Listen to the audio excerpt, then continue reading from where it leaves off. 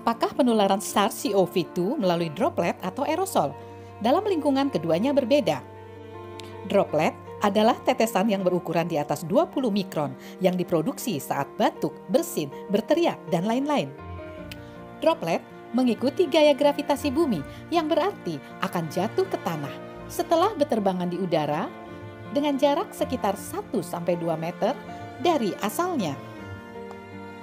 Sedangkan aerosol adalah partikel halus yang berdiameter di bawah 10 mikron yang dapat melakukan perjalanan beberapa meter sebelum akhirnya jatuh ke tanah atau permukaan benda lainnya.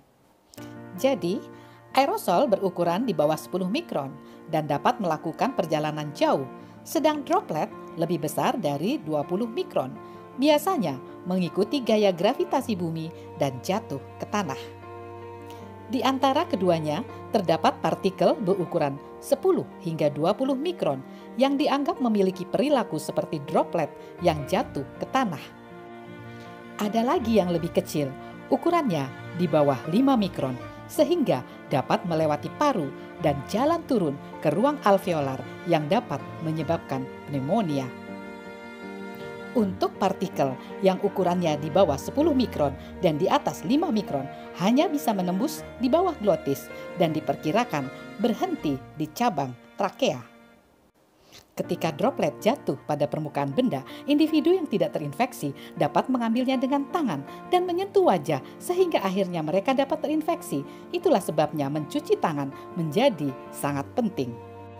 Yang membuat masalah menjadi rumit adalah jika droplet mengering di udara dan dipengaruhi oleh kondisi suhu dan angin, maka virus akan mengambang, disebut droplet nuklei yang dapat menjadi aerosol juga. Pada kondisi angin yang mendukung, droplet dapat terbang lebih dari 2 meter. Bayangkan saat Anda berada di pantai pada kondisi berangin dan Anda merasakan semprotan air laut pada wajah Anda. Inilah droplet yang telah menjadi aerosol. Bagaimana dengan COVID-19 atau influenza? Waktu bertahannya droplet akan lebih panjang ketika terdapat lintas aliran yang sering. Misalnya, pada lingkungan perawatan pasien dengan pintu terbuka, tempat tidur, dan peralatan yang bergerak lalu lalang, serta orang yang berjalan mondar-mandir terus-menerus. Untuk melindungi terhadap partikel yang berterbangan di sekitar kita, maka diperlukan masker agar diri kita dan orang lain terlindungi. Saat bersentuhan dengan droplet pada permukaan benda atau yang disebut vomits, perlu mencuci tangan dan harus menjaga jarak dengan orang lain. Jadi, bagaimana dengan COVID-19 atau SARS-CoV-2? Apakah ditularkan lewat airborne di udara atau droplet melalui vomits yang terdapat di tangan? Ternyata, untuk kasus influenza terdapat bukti keduanya. Mari kita lihat makalah dari Universitas Wuhan tentang karakteristik aerodinamika konsentrasi RNA dari aerosol SARS-CoV-2 pada Rumah Sakit Wuhan selama wabah COVID-19. Peneliti melihat sampel aerosol pada Rumah Sakit Renmin Universitas Wuhan yang didesain untuk mengobati pasien COVID-19 yang berat dan Rumah Sakit Lapangan Wuchang Fengseng yang direnovasi dari stadion olahraga indoor untuk mengkarantina pasien dengan gejala yang ringan.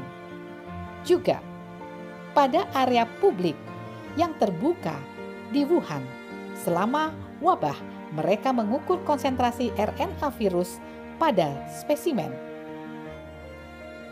Peneliti tidak melihat apakah virus pada spesimen ini dapat menginfeksi sel atau tidak.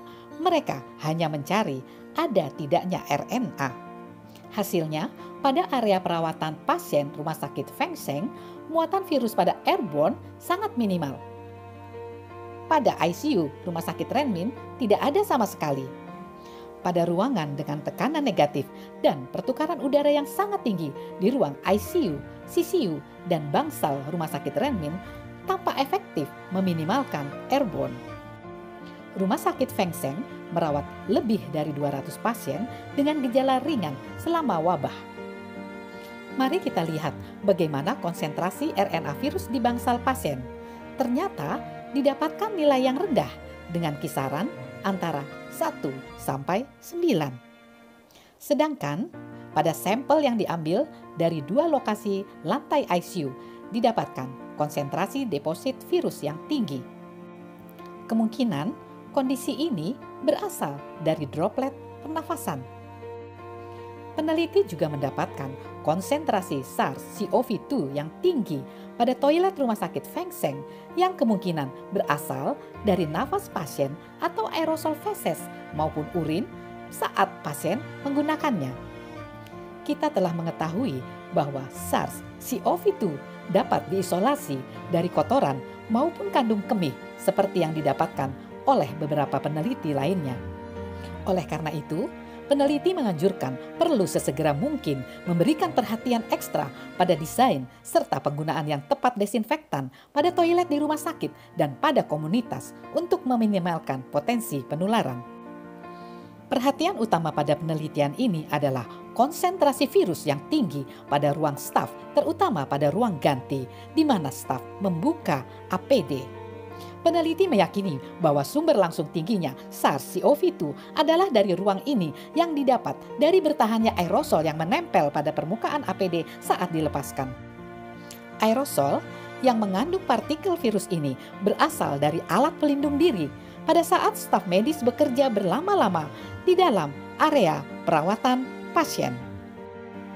Sumber partikel virus lainnya adalah dari debu lantai yang mengandung aerosol yang berpindah dari lantai ke sepatu staf medis. Mari kita lihat bagaimana dengan area publik di luar rumah sakit.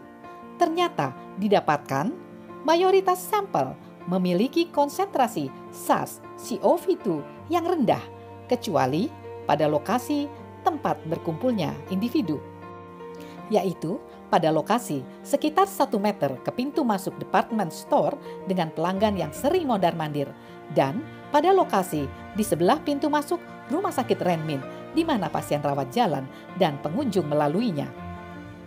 Hal ini juga dilaporkan oleh peneliti COVID-19 di Singapura yang mengambil sampel dari ruang perawatan pasien, anterum, dan kamar mandi.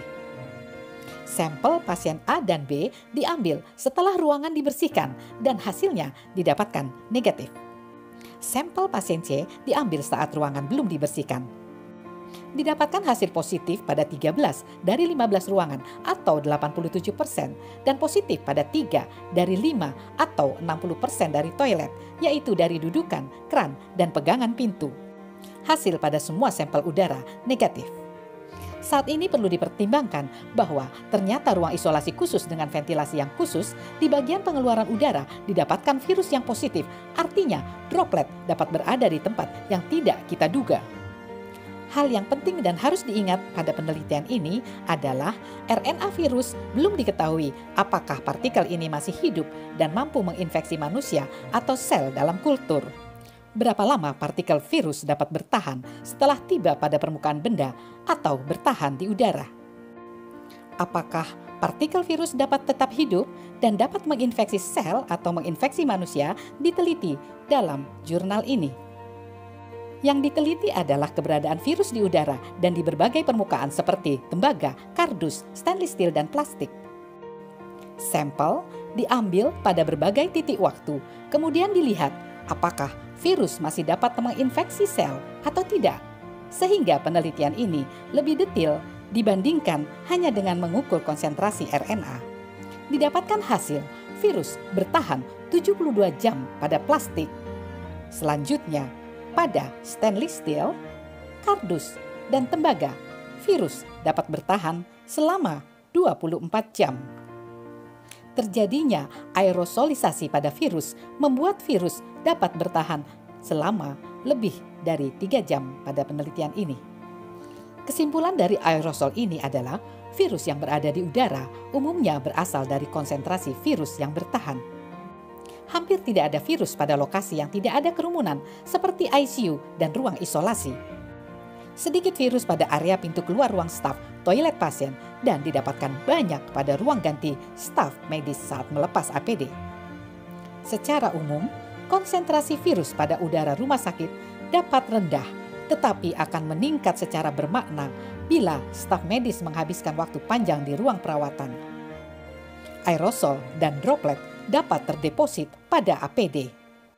Pada saat APD dilepas, virus juga dapat terdeposit di udara sekitar staf medis tersebut.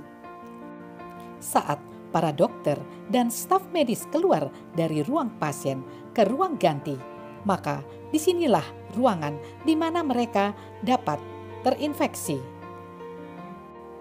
Data juga menunjukkan bahwa toilet dapat menjadi tempat penularan, sehingga pembersihan yang rutin dapat mencegah penularan.